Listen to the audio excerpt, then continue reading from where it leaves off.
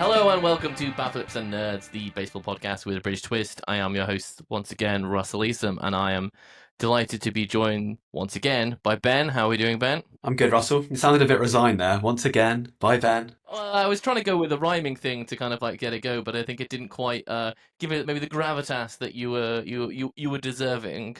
Um, On the Otherwise, I can go excitement, the for passion. the passion, the way that works, the one who, if I then speak to our other man, who is one of us, Darius, that really didn't work either. Darius, how are you doing? I'm good. Tottenham have won a trophy. All is right with the world. Yay! Abjectly terrible game of football befitting the two sides playing, but we'll take it. Yep. So I'm good. Thank you. Yeah, obviously from most Tottenham fans' perspective, as a person who lives right next to Arsenal's stadium, it's quite amusing to hear them spend a year talking about how they're one of the best teams in European football, and then Tottenham win a trophy and they don't in European football. So that's hilarious. There has been a few talking points in baseball, which we'll quickly cover before we get through what our main aspect today is. Today we're going to be talking through what we've called the surprising nine. We're going through the positions, and we're each going to come up with somebody who we think has surprised us with their performances so far this year, and to make that a good list of players that hopefully kind of like maybe some of them will continue, some of them won't. But we're just going to do a quick fire through of the things that have happened in baseball. Darius, the Orioles are bad. They got rid of their manager, who probably wasn't the reason why they were bad. Do we have any reason to think that they could be good? I mean, I think we have reason to believe that the lineup will come around. I don't think we have any reason to believe that the pitching is going to be good. It's not really clear if and or when Grayson Rodriguez will come back, and the rest of it is running on fumes. So they're too far gone, I think, now. I don't think it particularly matters. I think their playoff odds are down into the 2-3% range. I'm pretty sure it would be like one of, if not the most implausible comebacks in Major League history now if they were to somehow turn this around and make the playoffs. They've really just dropped so far out of the race. So we'll see. I mean, strange things have happened in baseball, but I think 16-32 at this point in the season, that's a long way back in the AL East. Talking about the AL East, Ben, we had Soto taking a return visit to the Yankees. What are your thoughts on the booing and the turning around of the fans to Soto as he returned to the Bronx? Great fun. It was all part of this was the rivalry weekend, wasn't it? Which had some kind of odd rivalries sprinkled in there. But obviously, Mets Yankees, I like the idea of making that more of a rivalry because they don't tend to see each other very often. And yeah, we knew this was going to be fun with Soto coming back and the way that whole sort of thing played out over the off-season. And it seems like, I mean, obviously Yankees fans were very upset with him because he signed with a different team. But it kind of seems like Mets fans are turning on him a little bit too and not particularly happy with how he's performing, which I know we discussed with Nick a few weeks back as an overreaction because he has still been very good. And, you know, we're like 6 weeks into a 12-year contract. Let's not get ahead of ourselves. But yeah, there does seem to be a little bit of animosity from all angles pointed towards Soto at the moment, whether it be because he didn't choose the Yankees, whether it be a lack of effort, whether it be his defensive shortcomings. So yeah, that was a strange one to keep an eye on. But yeah, fun to see that rivalry get things going a little bit in May. It's not often you kind of see some of the atmospheres we saw over the weekend at this time of season. So from that front, I thought that was fun and exciting, and hopefully the sign of more to come from a rivalry perspective across the sport. Yeah, the Mets fans, some of the Mets fans, not all of the Mets fans, didn't cover themselves in particular good vibes when Lindor first started and had like a bit of a struggle to start exactly. off with. So maybe this isn't new. Otherwise, we talk about the rivalry series. A lot of sweeps over the weekend. A lot of sweeps by teams we were not expecting. The Angels sweeping the Dodgers, I think, probably was something that none of us had on the cards. But obviously, the only other big news in baseball is Jose Alvarado has now got an 80-game suspension.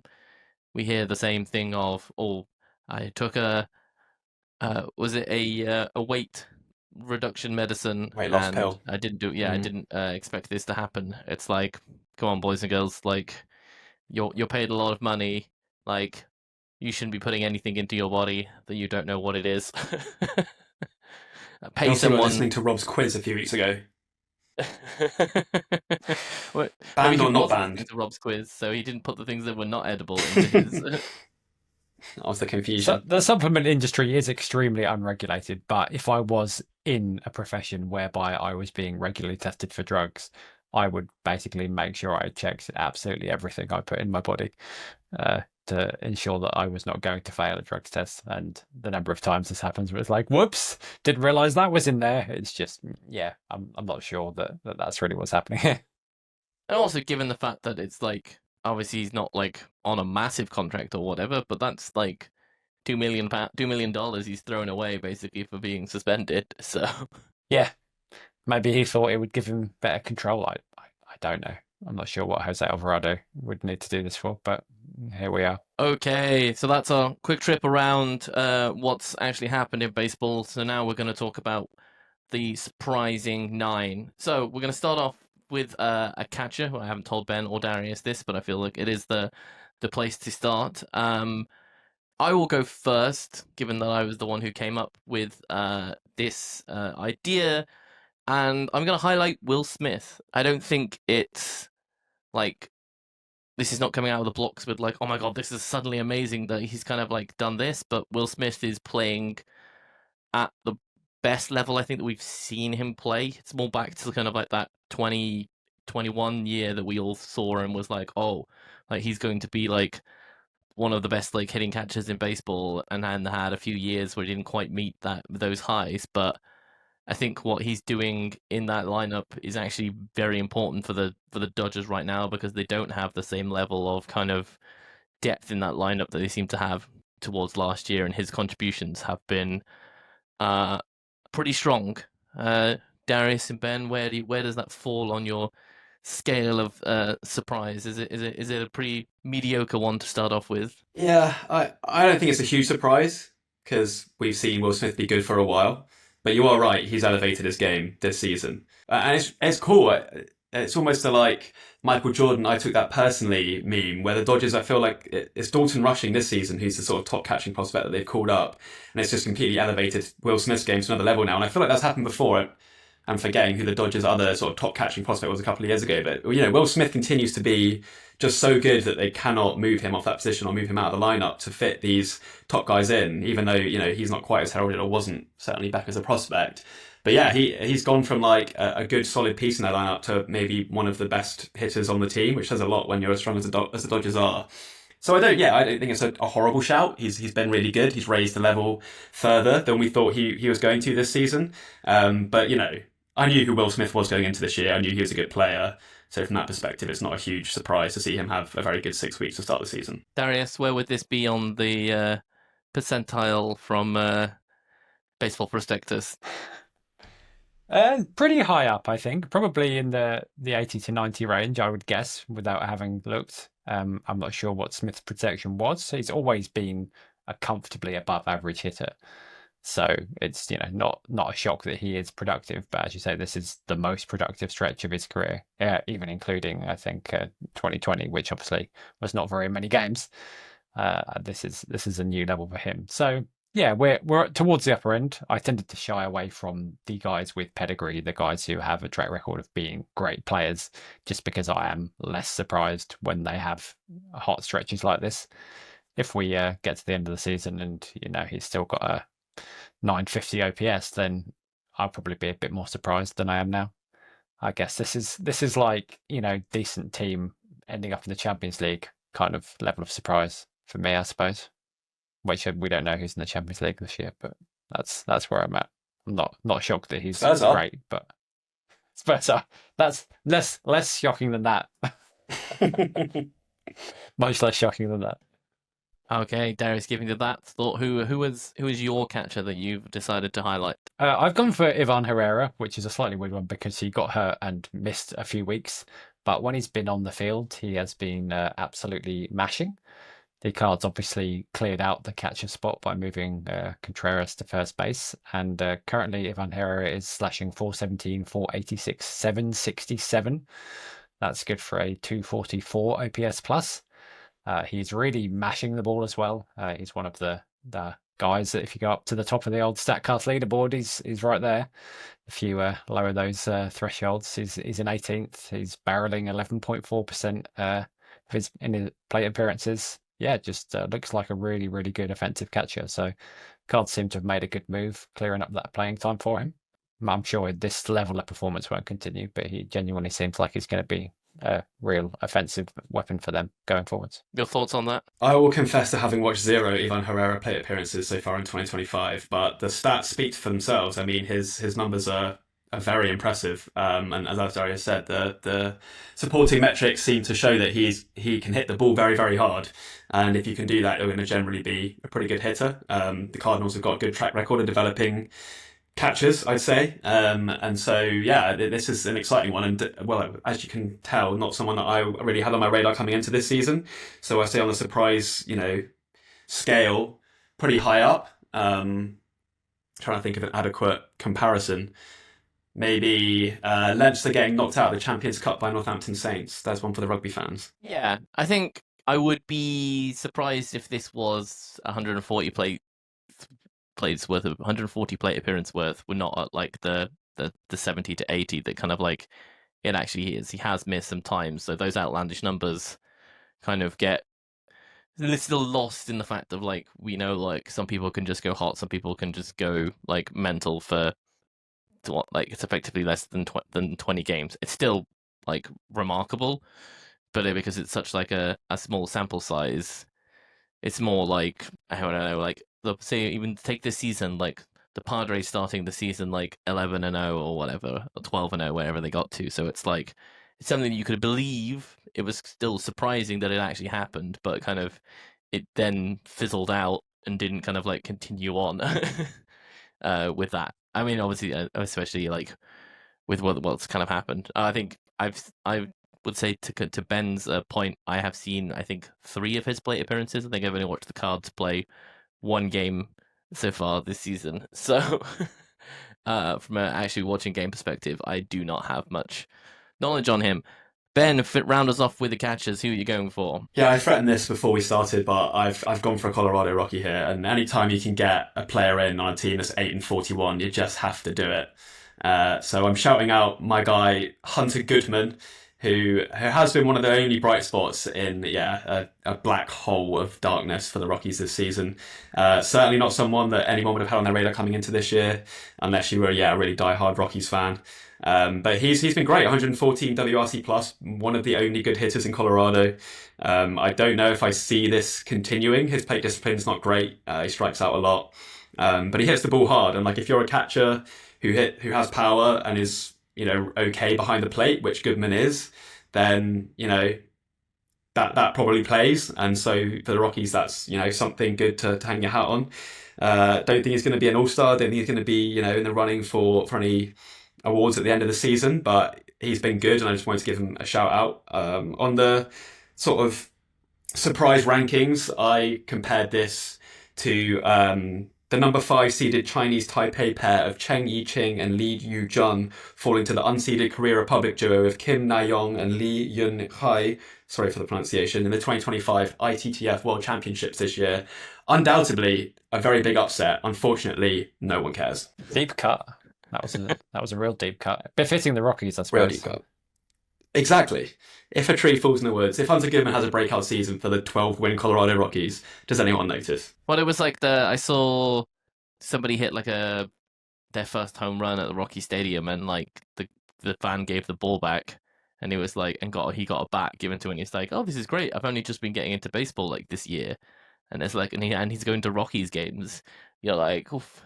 Like, oh, poor man. All right, we will move on to first base this time, and I think I'll go first again and have to kind of maybe get a bit of a mea culpa, because there were definitely a few times towards the end of last season and before the start of this season that I have called someone Paul Oldschmidt, and I'm kind of being made to eat my words so far this season with Goldie's performance.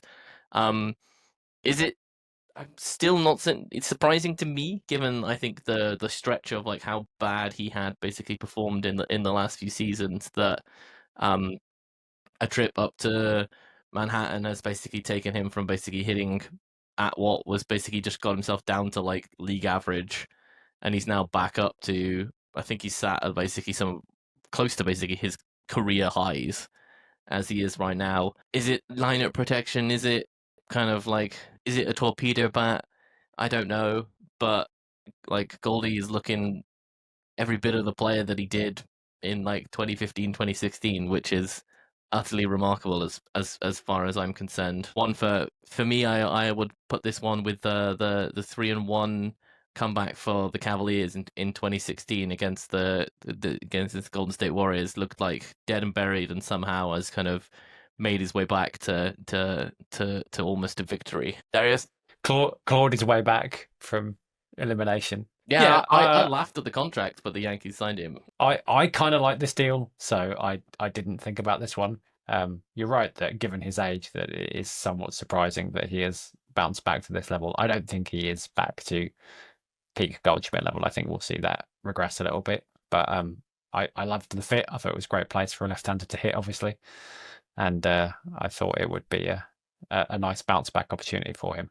The power is down. I think that there's been a bit of good fortune on the batted balls. I think you'll see this much closer to a league average line by the end of the year. But I did think that he could be a respectable, useful, everyday hitter for that lineup, and it looks like that's going to be the case. As much as I'd love to say that I also saw this coming, I didn't. So I'm going to issue a mea culpa too, although I'm going to mostly blame you for this, Russ. But I also thought that Goldschmidt was cooked and that his days of being productive were over. But I could not be more delighted to have been wrong. I mean, he's a really fun player, was so good for so long, obviously in Arizona and then St. Louis. And it's fun to see him be great again in the middle of that lineup. And as Darius said, I don't see this lasting all season. And certainly at his age, it feels like the wear and tear of a year or injuries could easily take their toll. But a really fun renaissance, even if that's all it is from Goldschmidt so far this season. Cool to see him, back up there, showing he can still do it at the top level at age 37. One of the guys who was kind of coming up when I first got into the sport, so it's fun to see him still sort of hanging about and being productive. So I like that call. Credit to Paul Goldschmidt. Darius, what are you going to go? Which is a far more niche pick? Aranda? I had two names on my list. One of them is Aranda. So I'll take Jonathan Aranda. Maybe Ben will take the other anyway. Jonathan Aranda is one of those guys who it feels like we've been talking about him, as a guy who's going to break through this year for 5 years, maybe like 4 or 5 years, which is not far off. He did first come up in 2022, and the Rays being the Rays, he's never quite found the playing time to show it, and when he has played, he's never really been super impressive to, of course, sort of force their hand until this year. And now he does look like that real offensive force. He's kind of tailed off a little bit since a super hot start, but he's still 157 WRC plus right now, and he looks like he has finally lived up to some of that potential. So I wouldn't say that I was like super shocked, because there was always this buzz that the Rays still believe in Aranda, and whenever the playing time clears up, they'll find room for him. But it was starting to feel a little bit like we've waited too long. This feels a bit like maybe what's the comp for this? Like Peyton Manning winning that second Super Bowl. Where it seemed like the window had gone. And then he came, and not that he had that much to do with that Super Bowl, that was all the defense, but you know what I mean. We had to wait, but finally it's happened. I like it. Yeah, I think you mentioned it. Like, I think he is probably like breakout candidate, breakout candidate, breakout candidate, breakout candidate, and the joke of somebody who actually probably still is a breakout candidate because he's not broken out so many times that if you call it, it's like what's the other one? It's like a broken clock is right 2 times in a day. So if you say he's going to break out every single time, like at some point, someone might just break out. But it's good to see him do that. And obviously with the race setup, it's always a bit of a with them wheeling and dealing and moving players in and around quite often. He's finally got his opportunity to do well. Ben, who have you gone for as a first baseman? It was a roundabout way of getting there, but now he's broken out. Sorry, I was workshopping that in my brain for the last 60 seconds, but I think I stuck the landing.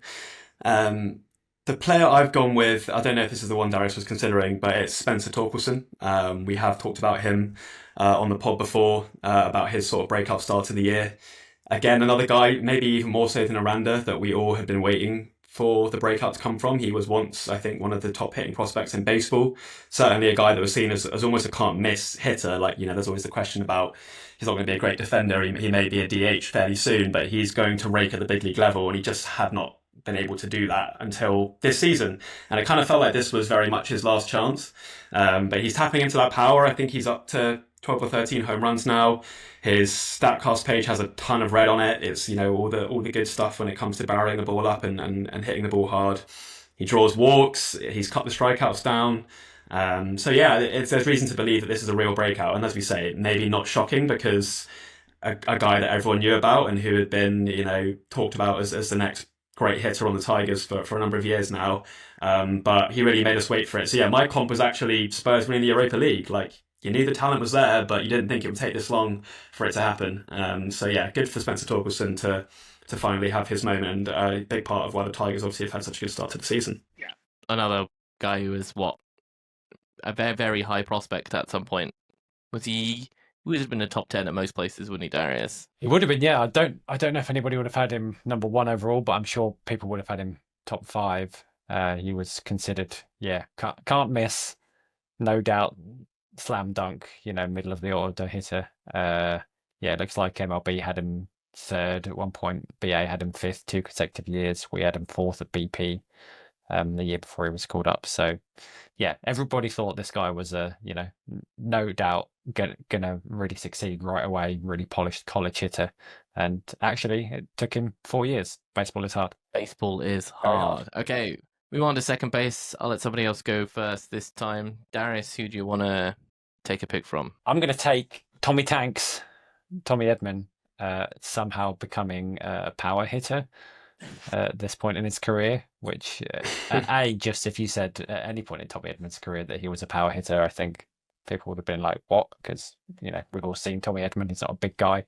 He looks like most of what Tommy Edman's game is, which is, speedy utility guy that you love to have on your team, does a little bit of everything. Definitely not going to hit more than 13 home runs, which is his career high. He has 8 through 135 plate appearances. And he seems to have figured out how to really tap into the limited amount of strength he does have. And he seems to have done it a bit by sort of embracing his power from the right-hand side of the plate. Ben Clemens wrote a good, I think it was Ben Clemens? No, Davey Andrews wrote a good piece about this at Fangraphs about Edman sort of really leaning into swinging hard from that side of the plate. So he's got this massive platoon split where he's sort of got no power as a lefty switch hitter and lots of power as a righty, which is quite interesting in itself. So always kind of like Tommy Edman, fun guy to watch play. Obviously, the poor Dodgers need another breakout candidate. So Dodgers. So Dodgers, yeah, absolutely. So I feel like this is a bit like when Ryan Giggs was sort of, the speedy winger. That was what he was, and he was coming into the twilight of his career, and he suddenly just became this like genius central midfielder, playmaker type, completely different from what he was in the rest of his career. When everybody was like, "Oh, he's 34, he's going to retire soon," and then suddenly he was a different guy completely. Yeah, I think obviously like beloved in LA for his involvement in obviously getting them that World Series last year, but it was remarkable to see like how much when I was out at the games, like how much they did like love him. Like he was one of the people who got like the response that you would expect like some of the top players to get, but that him and Kike were beloved by that Dodgers fan group. Ben, who is your second baseman? I'm sticking with the Tigers. I'm taking Gleyber Torres. Again, I'll hear arguments that he doesn't count because he's been a good player for a while, and before that was a well-known prospect, so it's not exactly a name that people won't have heard of. But he's shown signs of being a very different, more productive player so far this year with the Tigers. He's actually walking more than he strikes out so far this season, which he never showed that kind of plate discipline with the Yankees. And those are some of the quickest metrics to kind of stabilise over the course of the season. So although it's a fairly small sample, I think we can probably safely say he's made some kind of adjustment at the plate that allows him to see the ball a lot better, draw more walks and strike out less, which is always a good recipe as a hitter. WRC plus it's at 129, which is obviously a good number. And yeah, he's not flashy still. It's not going to be 30 home runs. It's not going to be 30 steals, but he plays okay defense, and he's putting the bat on the ball and hitting it hard and walking at a decent clip. So that's a good, productive player. And, not that he was a bad player with the Yankees, but I think we all saw him into free agency as like a stay away candidate because his profile didn't look great. He's obviously entering the back end of his 20s. There's all the hype that always comes with Yankees players where you kind of think once they go somewhere else, they're not going to be quite as good. But actually, he's been nothing but productive so far, along with Torkelson, along with Baez, players who stepped up when the Tigers needed them to and become really important, members of that lineup. So, yeah, not the sexy pick of a guy that no one heard of coming into this season, but I wanted to shout out Glaber for showing signs of becoming a much more polished all-round hitter. And yeah, a very good player for the Tigers. Oh, and my comp. This is like didn't expect that. So I just put this down as Southampton holding City to a 0-0 draw a couple of weeks back. Like, oh, yeah, I mean, that will happen sometimes. I just didn't think they'd be the ones to do it. Yeah, I think that's a pretty reasonable comparison. I think I may have said this at least to Darius and a few other people that I've been a believer in Glaber for probably too long in the last 3 years to be that no, his underlying metrics show that he should bounce back. He should bounce back. He should bounce back. And well, this year he finally has. Maybe it's the same way we're saying it around as a breakout candidate. Glaber's been that bounce back candidate for a few years. So this one is the one that I've believed in, but didn't necessarily know that was gonna happen for a while. But I definitely never wrong, only early. Yeah. Darius, any thoughts on Glaber? Yeah, it's interesting to see the evolution. I think Scott Harris has done a pretty good job with the players he's acquired. He hasn't done a lot of missing. I think he's obviously a pretty shrewd talent evaluator. And yeah, Glaber's improvements seem pretty legit. He has always been kind of a divisive guy, I think. So yeah, good to see him rebounding and making this Tigers team actually look pretty much like a genuine threat to go far in the postseason this year, which is a weird thing to be saying, but they seem to be keeping it up. So yeah, long may it continue. Yeah, it's for me. It's and then I looked at second base, and I looked at a few people to be like, is there actually anybody really massively standing out in this position to be what kind of was better than they were? And I kind of just came back to, I think we just have to talk about Brendan Donovan being he's progressing from being good to potentially being great. This could be a 5-war season out of him. This could be someone who is should be on that all-star team come the end of this season. Now, I know he's played a lot of positions, and is he probably still actually technically a second baseman? Probably just. But I think looking at some of his numbers this season, he's actually kind of getting there. He doesn't have he's got a reasonable BABIP that's above maybe what you would expect, but it's not looking too outlandish from kind of the underlying figures. And so him kind of taking that step further forward and that kind of that continued kind of progression is you're kind of going this is actually now something that we should kind of really think about, and actually do we have to start to consider him about being kind of one of the bigger hitters. My sporting comparison would be it's do we think Nottingham Forest might actually be a good football team? Watching their performances in the last few seasons in the Premier League, being actually do I have to think about them being a tough at bat or a tough team to play against next season? Devil magic. Yeah, I can see that. All right, well I then don't know the answer, but yeah, we'll move swiftly on to third base then. Ben, do you want to lead us off this time? I can, yeah. I struggled a bit with this one. I couldn't really see anyone that I loved who, I didn't come into this year thinking would be rubbish and has turned out to be great. So I've maybe gone for a bit of a cop-out answer in Isaac Paredes of the Astros, who again, I think we all thought was going to be pretty good this year. He was pretty good last year, has been pretty good for a few years now.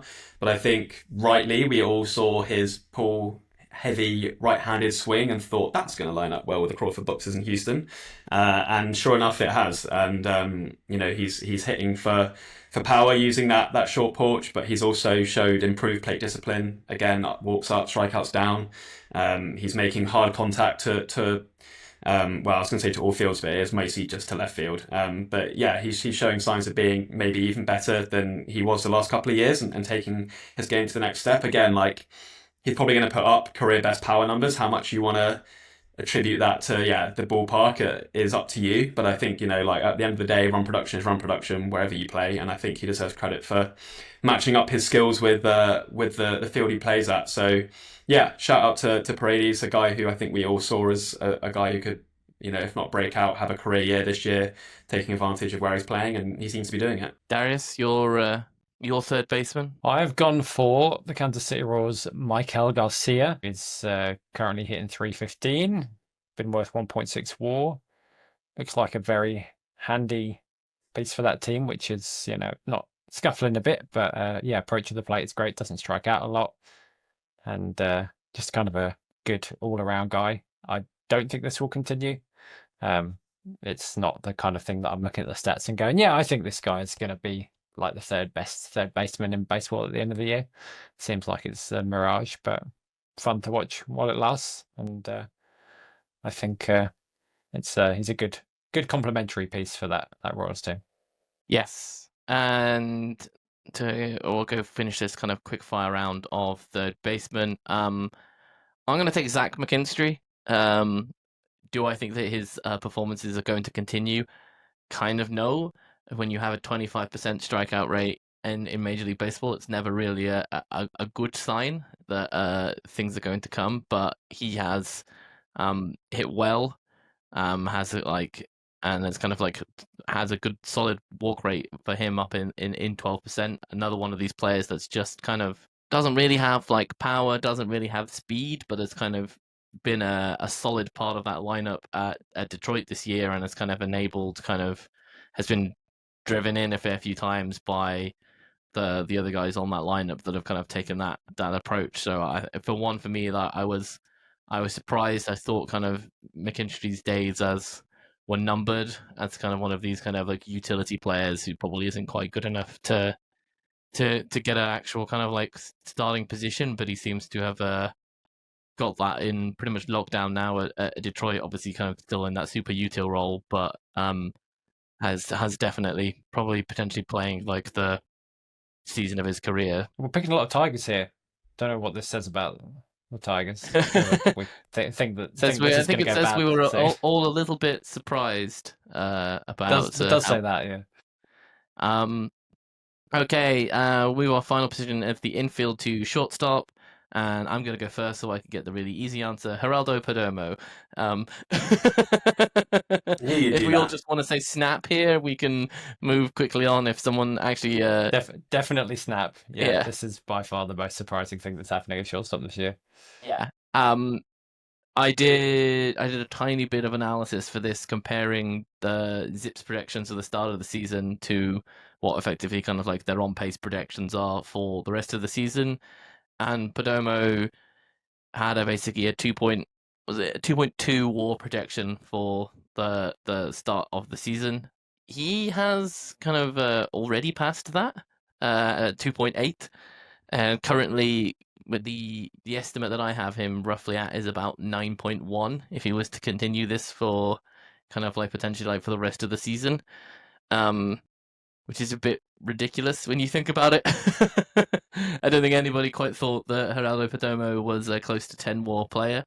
Even probably Geraldo Perdomo's mother did not think that highly of him. So it's one of those ones where you're just like, they gave him that contract, and I think everybody was a little bit just like, oh yeah, okay, he's a good bit part player. Like that's a solid thing to kind of like, you've got to have a few of those guys to kind of like fill in and be like the bottom of the lineup, but it's good to kind of know who those guys are going to be. Oh wait, no, he's actually now the best player on your team. He's better than Corbin Carroll. He's better than Ketel Marte. This one is a shock to me. This is a Wigan winning the FA Cup sort of level of kind of like a level of shock to me. Ben, I see you nodding. Yeah, I keep waiting for him to plummet down the war leaderboard, and he keeps rising higher. If anything, it's been a pretty remarkable start to the season. I think in my brain, I see his name and I think of Luis Perdomo, and I'm like, that guy's not good at baseball.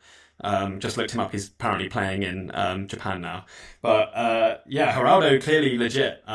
This has been really impressive to start the season. Like you say, I mean, the D-backs have some very talented young players, and he maybe is looking like being the best of them. I mean, a 9-win pace is insane. He's put himself among the game's elite shortstops. And look, let's not get totally carried away. It is still only a couple of months into the season, and I imagine he will slow down this pace somewhat over the rest of the year. I don't think he's a 9-win player. I'd be happy to be proven wrong.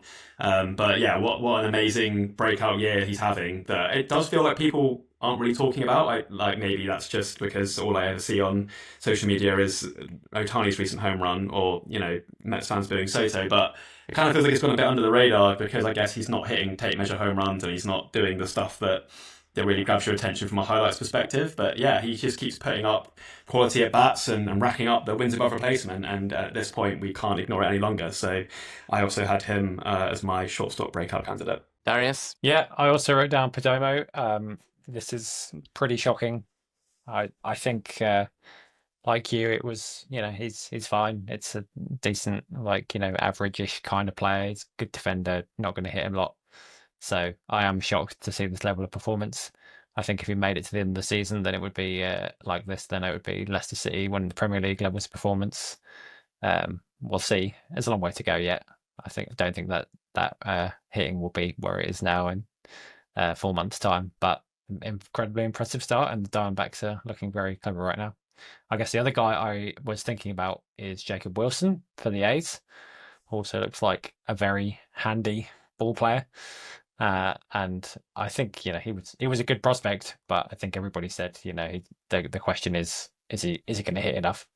And right now he does look like he's not only going to be that Luis Ariz, Stephen Kwan type player, but also that he might have a little bit more power than people thought. And I think if Jacob Wilson's even a double-digit home run guy with his defensive skills, then he's going to be a very good player for the A's for a very long time. So I'm also surprised to see how well he is hitting so far. Yeah, I think I can maybe take an early victory lap on one of my breakout players that we predicted earlier on in the season was Jacob Wilson. I can be completely and utterly benched and probably thrown into the rubbish bin for my predictions on Brian Rocchio as another shortstop. So win some, you lose some. Do they cancel each other out? They cancel each other out probably from a predictions point of view. Doesn't really cancel each other out from Cleveland's point of view, sadly. The one that basically has been garbage and has been demoted to AAA is the one on my team. Okay, let's hit the outfield. I don't know. I don't particularly kind of want to go left field, right field, center field here. So we'll just kind of work our way through multiple different outfielders. If we've got probably 9 in total that we'll kind of talk through. Ben, I'll let you go first. I'll take the easy one then. I'll take Pete Crow Armstrong. I think we all liked him as a player and as a prospect and thought he was going to be good. I don't think we thought he was going to be one of the best players in baseball good in his rookie season, which is kind of what he's been. And yeah, he's got it all. He's got the hitting ability that I think is far beyond where we thought he was going to be for this stage of his career. He's putting up great numbers at the plate, partly because he stretches every single into a double and every double into a triple, which does help your batting line. But also he's just, I think much more advanced as a hitter than we thought he was going to be. And then you add on to that, obviously, the speed and the defense, which, the metrics absolutely love him out there in center field. And the eye test, he passes the eye test too. Like, he is making game-changing plays for the Cubs, seemingly, almost every night at this point. So rare that you see a guy as a rookie become immediately the best player on their team. And the only appropriate comp I could think of, and I almost feel bad putting this on him at this point, is Mike Trout putting up 10 wins as a rookie. It kind of feels like Pete Crow Armstrong is doing Mike Trout sort of stuff so far this season. I'm not going to drag that comparison out too much because, again, unfair to PCA. But he's looking like, that kind of one of the best players in baseball players at this stage in his career, and that is a very exciting prospect for Cubs fans. Yeah, last week I was waxing lyrical. Still continues to do amazing. He is, to me, it's Ken Griffey level stuff at center. It's that combination of defense, speed, and power. Which, as much as we love Trout, he never quite kind of like combined all of those three things together like at the same time. Darius, are there any more superlatives that we need to say about PCA? I don't think so, no. Much like Wilson, I guess the question was how much is he going to hit? I don't think anybody doubted how good he was defensively, and so far it looks like he's going to hit quite a bit. Doesn't need to hit this much to be an immensely valuable player, but if he does, then he's going to be, a perennial All-Star MVP candidate if he can keep up anything like this level of offensive performance. Yep. All right, on to you, Darius. Give us another outfielder. I've got another Rocky. I did actually have a look at left field, centre field, and right field, and in left field I've put Jordan Beck, who is much like his mate Hunter Goodman, doing his level best to have a respectable season amidst this absolute train wreck of a team. Jordan Beck he's got an 863 OPS. He's one of the very rare Rockies who's actually above average offensively. I think there might only be three of them, and Ezequiel Tovar is barely there. So it's basically just Beck and Goodman. Ben may have more to say about what he thinks of the long-term longevity, but he seems like he's got a good all-around game, and he's a 24-year-old. So a little bit of hope for the future, maybe. Maybe. Yeah, it's been good to see from Jordan Beck, and I'll hold my hands up. I did not have him down as a Rocky I thought was going to be doing this season. At first I thought he was honestly blocking playing time for Zach Veen, who felt like a much more likely breakout candidate, and that has not been the case at all, and Beck has really hit the ball hard. I agree that I don't know he's going to keep this up long term. The strikeout rate is pretty alarming, but the power's legit, and he's young and he'll have time to work this out a little bit more. It's certainly a very good step forward from where he was last season, where he looked very lost at the plate in the sort of limited playing time that he got. So yeah, look, not many silver linings on this extremely dark cloud of a season for the Rockies, but Beck can put his hand up and be pretty proud of his performances so far. Hopefully he can continue to rake in the rest of the season. Yes. So I will go to another team that has not particularly played well, but someone has showed an utterly ridiculous level of performance so far, and that is Kyle Stowers for the Miami Marlins.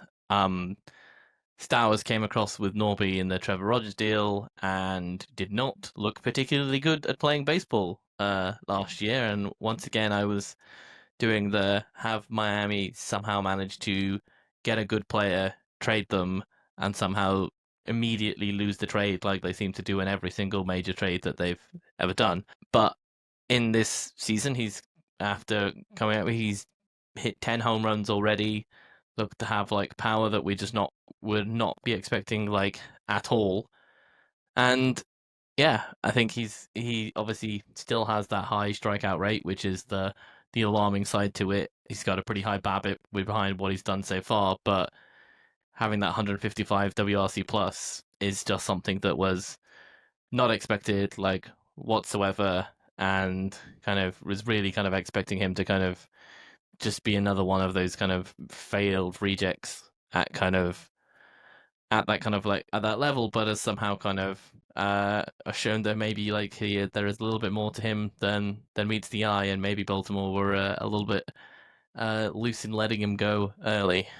I try to think back on like who this could be or something like that. I maybe go with trying to think of some of footballers who've been loaned out and then turned out they had to buy them back. Not quite going to say he's Salah level of bad business yet, but that could be that could be where this is at some point. There might be putting the pressure a little bit too high at this point in his career, but the Orioles could certainly do with some offense right now. I had Stowers on my list as well. Yeah, he's been really good, and yeah, it's like nice.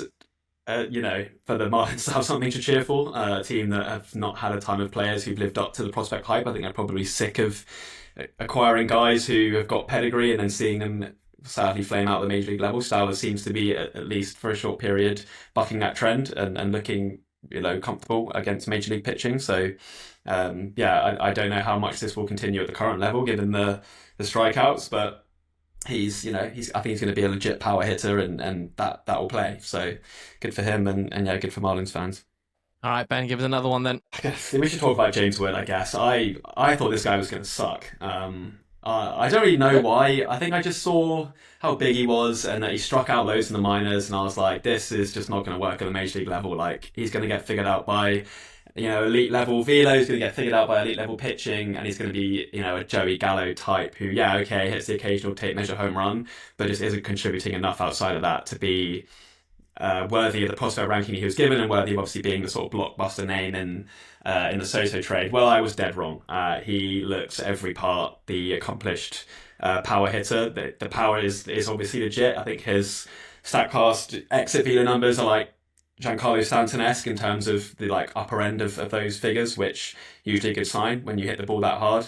But he's also, he is still striking out a lot, but he's drawing walks, and he's somehow maintaining pretty high BABIP. So, he's hitting 285. It's not like he's hitting 200. And so he's turned into, a really legit player, stealing a few bases too. He looks like he's a decent athlete in the outfield too. Certainly got a strong arm. So yeah, look, a mea culpa.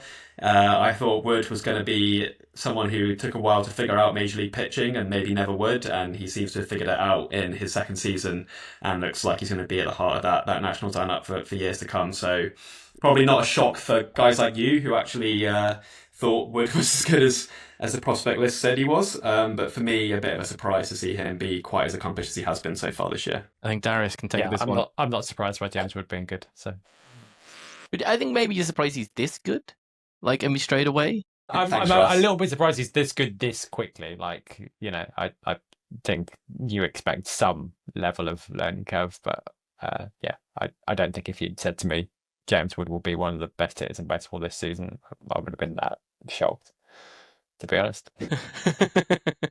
Darius, give us someone who has been surprising to you then. Well, let me tell you, Trent Grisham, what is happening here?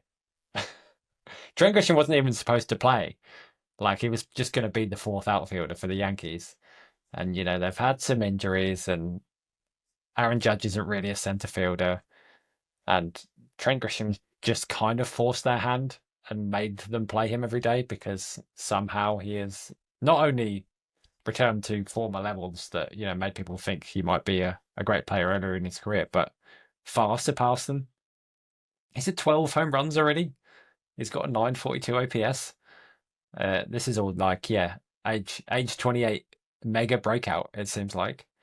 And it sounds like it's mostly happened just because he's decided to be a bit less passive at the plate. He's not taking quite as many walks as he used to, but he's more than made up for it with that power. So yeah, we'll see whether he can keep it up all season. I know a lot of people were sort of on the Grisham bandwagon for a long time, and he bounced around and never quite seemed to keep up that level of talent. But yeah, I thought Trent Grisham was going to get like 250 plate appearances this year. I certainly didn't expect him to be one of the better centre fielders in the majors. Yeah, I think it's one that's definitely shocked a lot of us. Given like that outfield, there was possibilities, because what did you think of like you were going to get from Jason Dominguez and a few of the others that were there? But Grisham, he's had to earn that seat, and he's kind of kept it going. I think I'll go for something that's maybe quite similar to that then in Javier Baez. Like, what on earth is going on here? Like, he is having his kind of like season. He's probably surpassed his WAR for the previous seasons combined, the previous 3 seasons combined for Detroit. I know he hasn't quite yet, because the first season was reasonable. It wasn't amazing, but he was reasonable. But like the last 2 seasons at Detroit were ugly, and I don't quite know what's changed, because he still basically is striking out 20-25% of the time. He has a 3% walk rate. His BABIP now is actually in the 300s, which is where like it used to be in the low 200s like it was last year. So a bit of luck's gone back in the direction, but he's got a 125 WRC plus. That's something that Javier Baez has not done at any point in his career, apart from like his breakout. Apart from his big season in 2018. So it's like this is utterly like me talking about like Goldschmidt earlier on saying that he was done, but like Baez was done.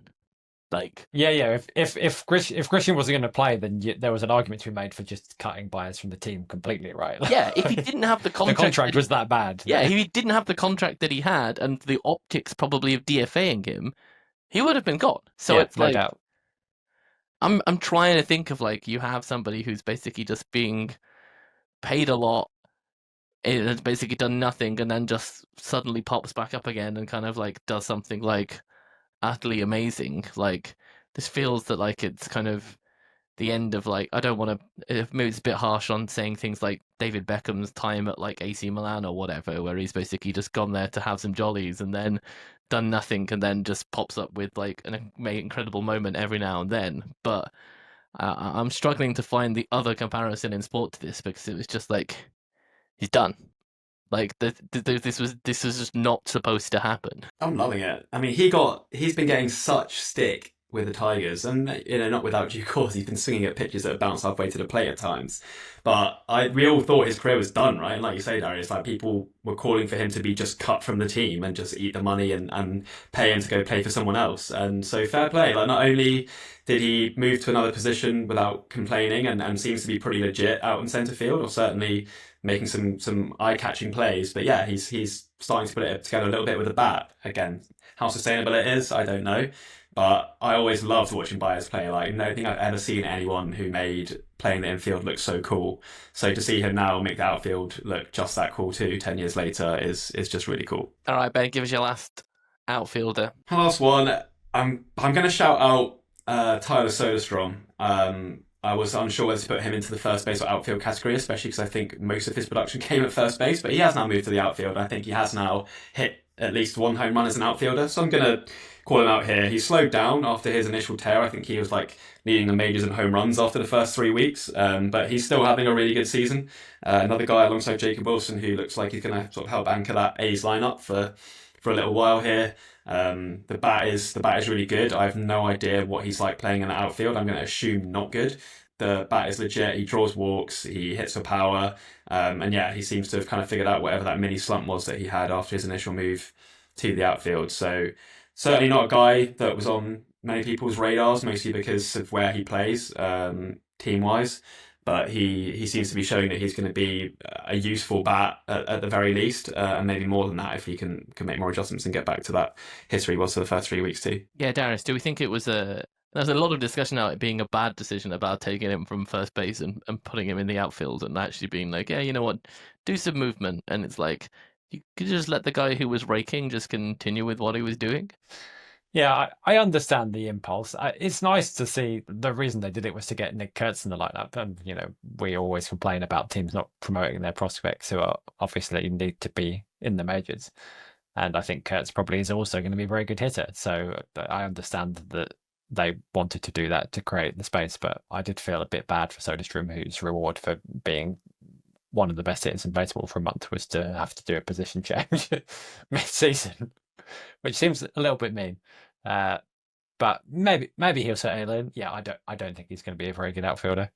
But while they've got Brent Rooker on this team, while they've got Kurtz on the team, if they're not going to put him back behind the plate, which presents its own problems, then they're kind of stuck with this. And if he can be an passable outfielder, then he has got 30 homer power in the bat, which is what you need to carry that corner outfield spot. So yeah, I hope it won't affect him longer term. I think he still has only hit the one home run since they stuck him out there. But hopefully that turns around and he can kind of recapture some of that early season form. Hi, Darius, give us your last outfielder. I think I'm going to have to go with Willie Abreu. And Abreu had a pretty nice little season last year, but not to the extent that he has been having this season. The Red Sox continue to sort of use him as a strong side platoon guy, so they are shielding him from those lefties. But he's actually been kind of unlucky this season, and that's he's got a near 850 OPS, so that tells you the kind of year he's having. He's up to 11 homers already on the year. Just looks like a good consistent offensive force. I wasn't quite sure what to believe about him after last season, and the strikeout rate was a little bit high, but he seems to have brought that down. And looks like one of the bigger threats in what is a pretty potent Red Sox lineup. So it seems like he's here to stay. And not shocked that he's a good hitter, but I'm mildly shocked that he's a great hitter.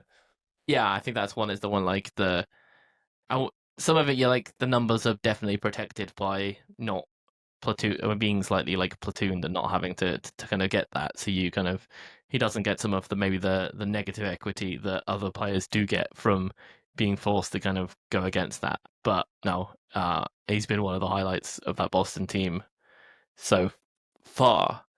And to finish off the outfield, I kind of feel wrong, but I kind of feel like I have to say Aaron Judge, because like, to me this is like Who? I actually thought I thought about this, and I think that this is basically like Aaron Judge is Manchester United in the late 90s. Like, he's gonna win things, he's gonna be amazing, but Judge right now is potentially like the treble winning team. Like, it just, everything is like going like to the point where he could be having like a 13 or 14 WAR season, which is just unprecedented. Like, we all know that he's great. We know that he could kind of like probably get 2/3 of the way there. Like, he could win the Premier League and get the FA Cup, but getting that Champions League on top of it, getting those few extra WAR that has kind of like eluded him so far. He's had 2 WAR seasons. Like, yes, he needs to stay fit and play like the entire season, but like, if he gets to that kind of 12, 13, 14 character like level, I'm sorry, it's like, we didn't predict this.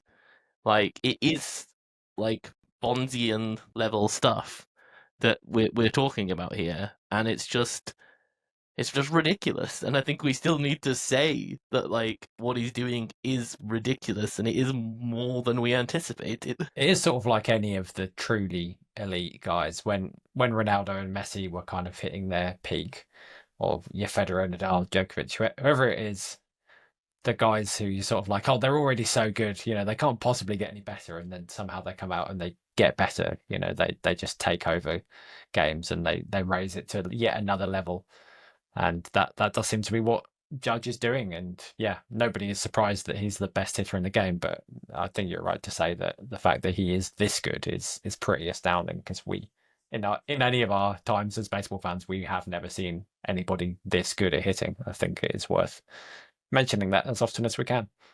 Yes.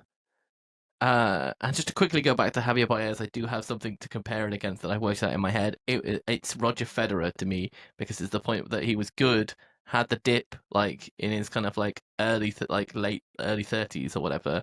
And I actually told a lot of my friends I think he should retire before he kind of goes bad, and then he came back and won more titles afterwards.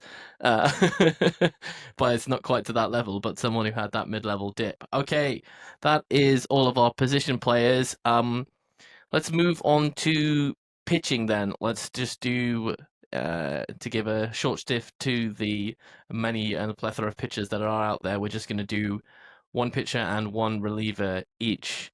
Darius, do you want to start us off with your starting pitcher? Yep, I found it difficult to pick just one, but in the end I went with Chris Bubich of the Royals, who has been hurt for a while. He was kind of one of those that quite a big group really of, you know, Royals pitching prospects that were supposed to sort of come along and save them, and none of it seemed to pan out. And he had some real struggles in the rotation. Never really looked like he was going to go anywhere. They tried him in relief for a bit, then he got injured. But now he's come back. He's made 10 starts. He's got a 1.47 ERA so far. And it looks like he's finally putting things together. So, didn't really see this coming at all. Wasn't expecting him to kind of force himself into this Royals rotation picture the way he has, but he looks like he's made himself a fixture. And I feel like pitching is always the easiest area for this every year, isn't it? There's always going to be somebody at the top of those leaderboards every single year on the pitching side that you're just like, oh yeah, he's not even going to start. Yeah, and then suddenly, you know, 25, 30 starts later, they're in Cy Young contention, or they're in the top 10 or in ERA or something. And Bubich is one of those guys this year. So fair play to him. It's been quite a long road, and it's good to see him succeeding. Royals are good at developing pitching, aren't they? Well, yeah, How they do it, if they keep them on the field, that's the. But they do. I was torn between a couple of guys. I think Luzardo's the easy answer, because I think he's currently leading pitchers in WAR, which is pretty amazing to say. Like, what an amazing job the Phillies have done. I know he's always had the stuff, but never seemed to figure it out as a starter until this year. So, you know, the rich get richer from that perspective for the Phillies. But I'm actually going to sell you on a gentleman called Tyler McGill at the New York Mets, who his ERA doesn't necessarily stand out. I think it's mid threes right now. Yeah, his underlying numbers are a little bit better than that. But he's striking out 12 per 9. The walks are still pretty high, but he's taking the ball every 5 days. And for a rotation that we looked at the start of the year and thought that does not look great. He's maybe been their most impressive pitcher so far, but Clay Holmes has also been awesome.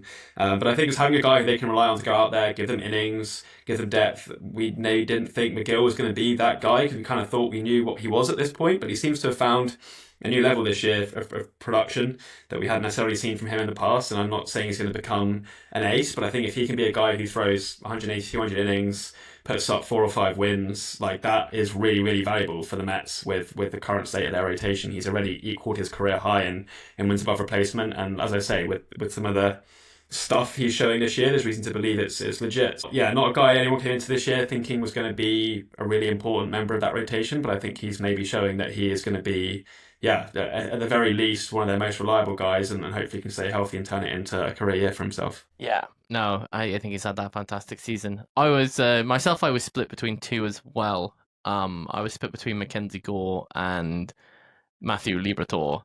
I think just more because like Gore had a good last season last year. That to me, I think Liberatore was kind of just really pushes it as something that I've just been like, oh, like you've looked good this year, and the kind of the side to it where it's like he's really dropped the walk rate, which has been kind of what's cost him a lot. He's never been like a massive K like pitcher, and kind of command basically had to sharpen for him to be something like that, and potentially somebody who can throw the kitchen sink at you with like his variety of pitches or whatever. But the command had never quite been there, and it seems to be there right at the start of the season. And his sub 3 RA along with a sub like 3 FIP for the start of the season is one of the reasons why the Cardinals are in a position to maybe challenge for that division, which is something that I definitely didn't expect, and I didn't expect him to be one of like the leading figures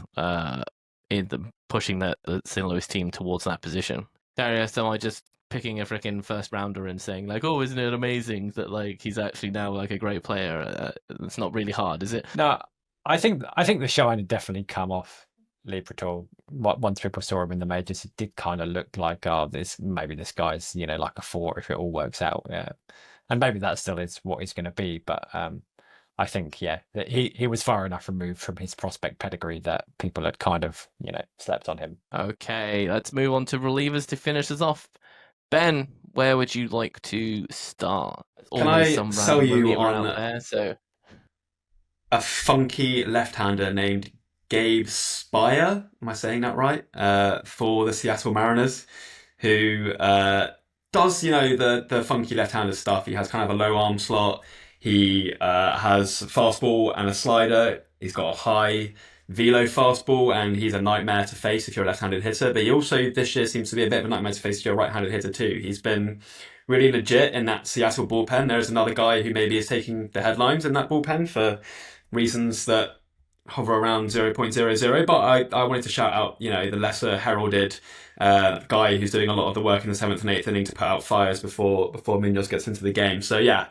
Shout out to Gabe. I always love a funky lefty, especially one with long hair who looks a little bit crazy in the eye, and I feel like Spire hits that mold spot on. Yeah, I think he's definitely given Seattle the edge in some of the games. Is obviously Munoz is now 21, 22 appearances without an earned run so far. He's got 2 unearned, but is what's probably calling a lot of people right now. Still got a long way to go to get to the 30s odd that we saw a few times in the 2010s as like amazing starts to the season. Darius, who's your cavalcade of Webbs or Albers that you want to tell us about? Well, not to be too much of a homer, but I'm going to go with Randy Rodriguez, who is a Giants reliever, and he has been absolute filth. He has a 38.5% strikeout rate right now and a 3.8% walk rate. That is pretty good. He kind of simplified the arsenal a bit. I think he was throwing 4 pitches last year, mostly fastball slider, but the Giants just said, get rid of those. We're going only fastball slider now. He's sitting 97. Slider is filth, fastball up in the zone. And it is working for him right now. He doesn't quite have the 0 ERA, but he does have a 0.87 ERA through just over 20 innings. And yeah, I'm never that surprised by any relievers just randomly being great. But Randy Rodriguez was certainly not on my list of this guy is going to be the filthy reliever in baseball this season. So I'm excited that he's in the Giants. Yeah, it's always a good one to see. I'm going to finish us off, and I'm going to go back to the Bronx and talk about Mark Leiter Jr. I think he's somebody who has effectively, we know he's not going to be, or effectively moved from his position of being like a starter pretty early on in his career, been to that bullpen, and has kind of just been solid, like nothing kind of like outstanding. A very high strikeout guy, but the walk rate has usually been the concern to go with it. But like this season, he's kind of that walk rate has dropped a little. Is it going to stay that way? Don't know. Not really giving up the big bombs that he does a few more often than not. But as a player who is potentially eligible to play for GB in the World Baseball Classic, he's somebody that I will follow, and seeing him kind of put out performances like this is pretty exciting, and definitely it kind of looks like he's going to do well. I was literally looking to see if he was pitching kind of like today as we were talking, and I'm like, okay, at least he gave up 2 hits, but complete another 0 runs allowed in the inning. But yeah, he's had that pretty amazing start to the season, which has kind of helped the Yankees given how bad kind of Devin Williams has been doing. Gonna say finding a relief pitcher who's been good this season is not easy. I feel like every highly regarded closer has had at least one extremely public meltdown at some point this year. So definitely a year for the unheralded guys to step up. Well, it was. I think when I was looking at it, was Leiter or the great Ben Kasperius was the man I was going to potentially shout out for doing multiple innings of relief for Dodgers in some important games so far this year. Yeah, I like Asperius, big fan. Yeah. I think just to put a final twist on this, as we always like to end everything on a bad. Who's been your most disappointing player of the season so far? Have not given you a chance to research this one, so maybe I'll go first, and I think I have to say like Christian Yelich is probably one for me where like I think there are moments last season where we were like, oh yeah, like Yelich is back, and this season I think he's got a 600 OPS, which is not very good. And as a being suboptimal, and someone who's pretty much got full game time as well, that has hurt the Brewers. This is tough. I feel like I have to choose someone on the Orioles just because they've been so disappointing as a team, but it feels harsh to put it on any of their young players in particular. I mean, like Rutschman, I guess, like considering how great he was as a rookie, and it was like, oh, this guy's the second coming of Buster Posey. He's going to be a legit middle of the order bat who also is one of the best defensive catchers in baseball, which is extremely rare. And he kind of just hasn't been able to get back there since. I don't know exactly where his season line is sitting right now. I don't think he's been a bad player by any means, but I guess he's someone that comes to mind when you think of like where the Orioles were this time last year or even at the end of the season. You think about like they're so set for the next 5 years because they have some of these guys, Gunnar, who has also been a little bit disappointing so far this year, but also Rutschman, who just hasn't really been able to kick on as a hitter. It would seem so. Yeah, look, a bit harsh because he's not exactly horrible back there, but I think considering we thought he was going to be, or he looked like he was going to be like future MVP candidate, it just hasn't really come together for him. But hey, there's plenty of time left. Yeah, this is a long list, isn't it? Like so many players I can name. I think Marcus Semien. He obviously didn't have his greatest season last year, and I wasn't expecting him to, go back to peak Semien necessarily in his mid-30s, but starting to get a bit like the Rangers in trouble here. They've got a lot of years left on this deal, and things are going very rapidly in the wrong direction. He has a 49 WRC plus right now, so extreme yikes on that. I think the other one from a sort of more young player upside that I'm surprised he has been so ineffective is Junior Caminero. He has hit 8 home runs, but he's basically a replacement level player right now, and I think the talent is still in there for him to be an elite level bat. That he's a guy that you consider a top 10, 15 player in baseball at some point, certainly on the offensive side. So to see him struggle to the extent that he has been pretty disappointing and surprising to me. So hopefully he can turn it around for the Rays. But yeah, I could probably go on all day with guys who suck. Yeah, I think my analytical list is Jordan is the worst, Andrew Vaughan, Brian Reynolds, Anthony Santander, Christian Yelich was basically like the And bottom five. Andrew Vaughan, oh my god, that's Andrew Vaughan is what Spencer Torkelson could have been, right? Like, negative 1.3 WAR. Yeah, a 44 WRC plus Oh. over 193 plate appearances. Like The White Sox are like, we don't care. You are going out there every day, Andrew. He's going to find Which, it. to be fair, why not? He's got to find it Any day now. any day. I mean, Luis Robert, not much better either. no, I mean you're thinking like they don't even have trade prospects to go out there. Yeah, I think to go to your point, Ben, like Rutschman is like on my list of like players who've actually still like been okay, but we're expecting to be better. It is literally like Adley Rutschman, Gunnar Henderson, Juan Soto, so and then Corey Seager, with Simeon at the bottom, but Simeon's not even been good. So like, Is that because Seager's been hurt again? yeah. All right, It's a good glimpse Thank into you how very much, depressing this gentlemen. podcast could have been. Well. It's a whole hour. When I was coming up with the terrible idea of the players. surprise 9, I kind of I was like, do I want to do a depressing 9 as well? I'm disappointed that Shohei Ohtani isn't pitching it. Rubbish. Get him out there. Agree. Yeah, how dare he be claimed to be a two-way player and we've not seen it in so many years. Like the fact that MLB changed the rules just to stick with the fact that he's been injured and still can be classed as a two-way player. It's an freaking outrage. All right, boys. Thank you so much for joining me once again for this podcast. As always, our listeners and watchers you can see us on YouTube now with all of our podcasts are up there live. If you want to see our reactions as this go along, please as always go to the website batflipsandnerds.com for plenty of articles going up about the season from our intrepid writers. There are some great ones out there. Seen Ash publishing more things about the San Francisco Giants, and given the fact that they're back to being rivals with the Dodgers again by playing good baseball, it's always good to see some words from Ash. So yeah, as always, you can find us on batflips_nerds and Twitter and batflipsandnerds.com. Thank you very much, gentlemen.